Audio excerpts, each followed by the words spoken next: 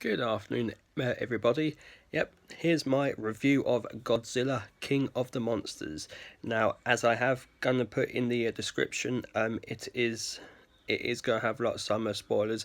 Not that you can really get many spoilers in say a Godzilla film, because like it is like pretty much like what it is. But I do appreciate that not everyone has seen it, and of course like there are things that not people want to find out.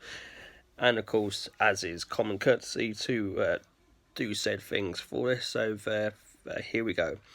So yeah, Godzilla King of the Monsters is the sequel to the Godzilla reboot of 2014, and the next in the series of the fabled legendary MonsterVerse, which the last film was Kong Skull Island. And this does set up for next year's Summer Smash Smackdown, Kong versus Godzilla. But before we get to that, we've got this. So Godzilla King of the Monsters does take place 5 years after the first Godzilla film, which is really good, considering it has been 5 years since the first one. Um, and it's nice that it starts with a little simple recap of what's happened the last one. So obviously, the streets of San Francisco are smouldering due to well, basically, of all the monsters, a lot of the trees in San Francisco as their own personal playground. Um, so then it fast forwards 5 years to now. Um, Vera Farmiga's character is living with her daughter, um, and their estranged father is elsewhere, searching for woods.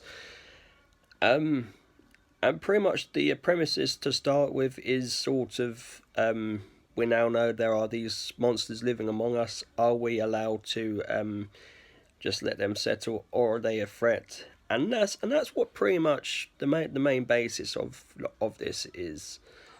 You know, are we allowed to allow these strange creatures exist with us, or are they going to come to destroy us? And the thing is, some are and some ain't. But yeah, the cast is really good. Carl Chandler always quite an interesting actor. Millie Bobby Brown, this is her first big role since Stranger Things, and I'm really impressed with her. She will go on to much more bigger things. Well, this is pretty big anyway, but of course more bigger things on a consistent basis, because it just goes to show that Stranger Things is just the start. So here's to her more of her career. Ken Watanabe and Sally Hawkins were in the first one, they reprised their roles, which I'm really glad about, because you would have sort of thought, a different director, let's just discard these. But of course they are pivotal to the story. Um, but and Charles Dance is in it as well.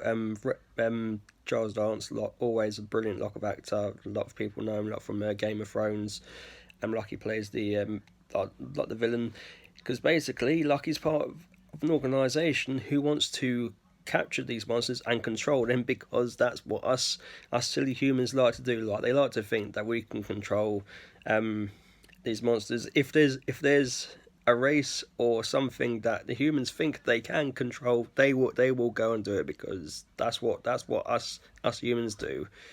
We are fickle people, and we are diabolical people. So yeah, there you go. The action was very well paced. You could have gone on to have this as just action, a little tiny little bit of lines of dialogue, tiny little bit of lines of dialogue there, action. Whereas it's paced, a couple of action scenes, lots of dialogue, and I think that's pivotal. That's smart, because you want the audience to catch their breaths. You want the audience to sort of digest things in, and it does build up to a big battle, with Mothra, Godzilla, Ghidorah, just everyone's there. It is basically like the Avengers of monster films. This, and it's only gonna get better. The reviews, unfortunately, haven't been so kind. And most notably like Empire magazine giving it 1 star out of 5, which is really weird considering that the two previous films in this said MonsterVerse have both garnered 4 stars, and this one just 1 star. But yeah, I'm really surprised by that. But there you go. But that's the most amazing thing about reviewing and critiquing films is that you know, like you have your own opinions, and obviously, like that's their opinion, like this is mine. Overall, I really enjoyed it. It's a real proper good fashion summer film. One that you can just sort of like leave like your brain at home for and sort of think, yeah, okay, like monsters clash, let's just let's just have it. So yeah, good film. I enjoyed it overall.